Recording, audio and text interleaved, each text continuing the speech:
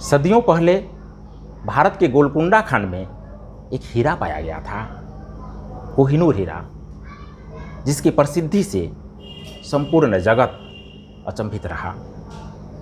और फाइनली वह हीरा इंग्लैंड के मोनार्क के पास पहुंच गया। 2016 में भारत के कोचामाऊ में भी एक कोहिनूर पाया गया, जिसमें जीवन भी था, जिसमें चेतना भी थी। नमस्कार मित्रों, सत्य संगीत चैनल के 8वें एपिसोड में मैं सत्यजीत सत्यार्थी आपका स्वागत करता हूं। इस एपिसोड में आइए उस कोहिनूर के बारे में जानने का प्रयास करते हैं जिनमें चेतना भी थी।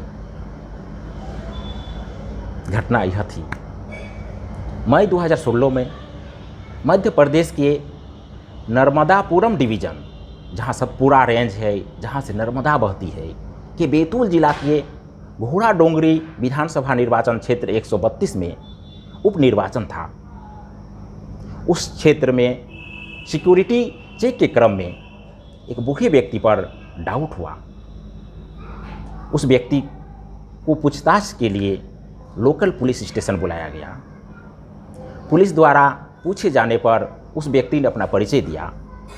पुलिस और इंटेलिजेंस के लोग इसका वेरिफिकेशन किए, क्रॉस चेक किए, और जो सत्य प्रकट आया, जो सत्य सामने आया, उससे सब हैरान रह गए, आश्चर्यचकित रह गए।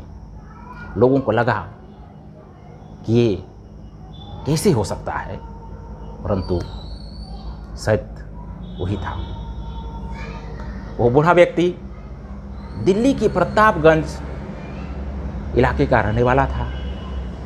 उसके पिता एक IRS इंडियन रेवेन्यू सर्विस के ऑफिसर थे और माँ दिल्ली यूनिवर्सिटी के मिरांडा हाउस कॉलेज में फिजिक्स की टीचर थीं। वे IIT दिल्ली से 1971 में इलेक्ट्रिकल इंजीनियरिंग में बीटेक पास किए थे और IIT दिल्ली से ही 1973 में अपना MTech क्लियर किए थे। उसके बाद वे यूनाइटेड स्टेट्स के ह्यूस्टन यूनिवर्सिटी से 1977 में PhD की डिग्री हासिल किए। भारत वापस आने के बाद वे IIT दिल्ली में लेक्चरर बन गए और वहाँ बहुत सारे इंजीनियरिंग के स्टूडेंट्स को पढ़ाए। उनके तमाम स्टूडेंट्स में एक रघुराम राजन भी थे, जो आगे चलकर रिजर्व बैंक ऑफ इंडिया के गवर्नर बने।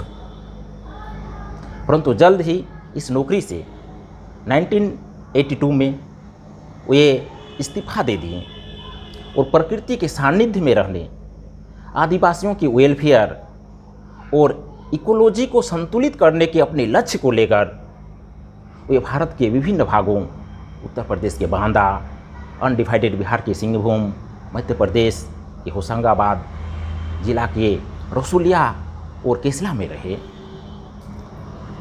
फाइनली 1990 को वे मध्य प्रदेश के बैतूल जिला के कोचामाऊ ग्राम में आदिवासियों के बीच जंगलों में रहने लगे।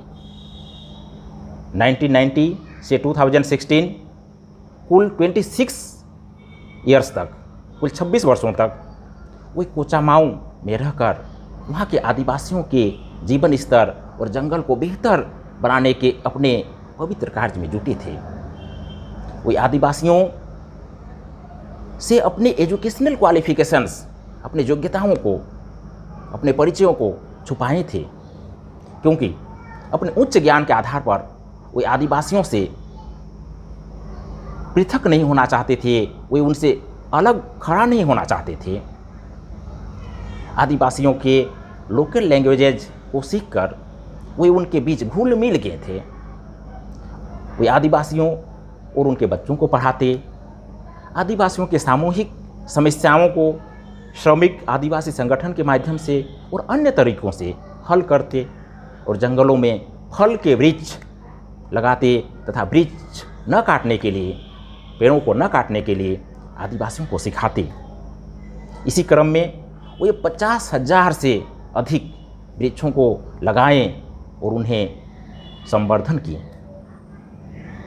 वो ये फल के वृक्ष के बीज कलेक्ट करते और बैतूल, होशंगाबाद आदि क्षेत्रों में साइकिल से घूम घूम कर उन बीजों को ट्राइबल्स के बीच डिस्ट्रीब्यूट करते और उन्हें प्लांटेशन करना सिखाते। संपत्ति के रूप में उनके पास था 3 sets of kurtas, a cycle and a pair of tyre chappal. वो व्यक्ति मध्य प्रदेश के जिस आदिवासी गांव कोचामाऊ में रह रहा था, वहाँ उस समय तक न तो इलेक्ट्रिसिटी थी और न ही रोड्स।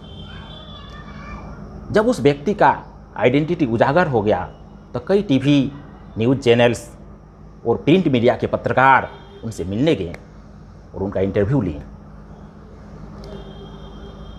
और इसके बाद मीडिया द्वारा पूरी दुनिया को उनके बारे में बताया गया, परंतु फिर भी उनके बारे में बहुत कुछ पता नहीं चल पाया, क्योंकि वह व्यक्ति अपने बारे में बात करने से मीडिया वालों को साफ मना कर दिए। मीडिया द्वारा जब उनसे उनका विचार पूछा गया तो उन्होंने कहा, इंसानों के सोच से पैदा की हुई गैर बराबरी खत्म होना चाहिए। इंसानों के सोच से पैदा की हुई गैर बराबरी खत्म होना चाहिए। मीडिया द्वारा उन्हें प्रेरणा स्रोत कहे जाने पर उन्होंने इसे इनकार कर दिया और कहा कि पूरा परिवेश ही प्रेरणा स्रोत है। वे कहें कि वे पूरा परिवेश को ही प्रेरणा स्रोत मानते हैं। 2016 में भारत के कोचामाऊ में यह जो कोहिनूर हीरा पाया गया था, जिसमें जीवन भी था, जिसमें चेतना भी थी, उसका नाम था आलोक सागर।